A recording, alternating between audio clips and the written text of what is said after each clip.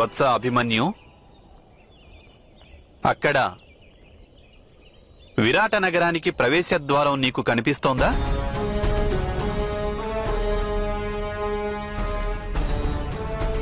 అక్కడి నుండి త్వరలోనే పాండుపుత్రుల ప్రచండ సేన బయలుదేరుతుంది. ఉత్తరాన ఉన్న కురురాజ్యం వైపు ప్రయాణిస్తుంది. ఆ సమయంలో సైన్యాధిపతి రథం వెనుకనే నీ రథం ఉంటుంది వత్స. అయితే మీరే సైన్యాధిపతిగా ఉంటారా మావయ్య? కాదు, ఈ యుద్ధంలో ఆయుధమే ధరించనన్న వ్యక్తి సైన్యాధిపతి ఏ విధంగా కాగలడు?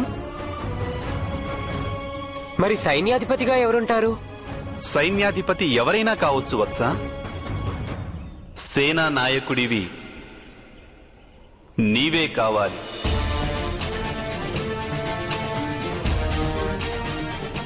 ఈ యుద్ధంలో పరాజయం సంభవించకుండా విజయకేతనాన్ని ఎగురవేయించే కార్యము నీవు చేయాలి వత్స.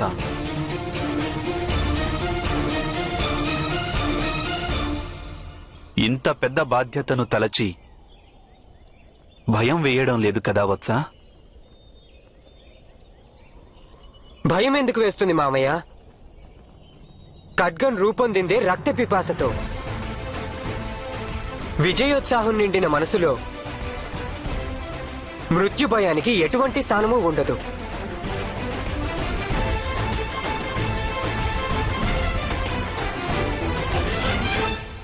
నిన్ను చూసి నేను గర్విస్తున్నాను వత్స.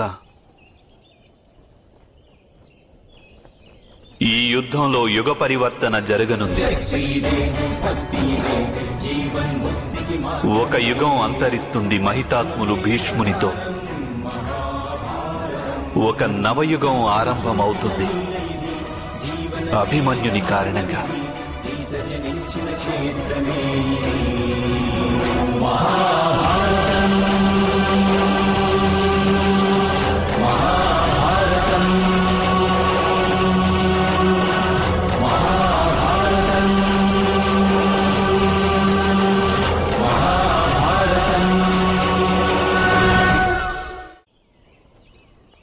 సామ్రాజ్ఞికి జయము జయము.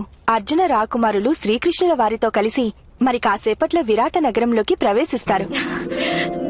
హారతిని సిద్ధం చేయి దాసి. మా తరపున నగరంలో స్వర్ణము ధాన్యము దానాలు చేయించండి. ఉత్సవాలు జరిపించండి. రాకుమారుడు అభిమన్యునికి స్వాగతం అంగరంగ వైభవంగా జరగాలి.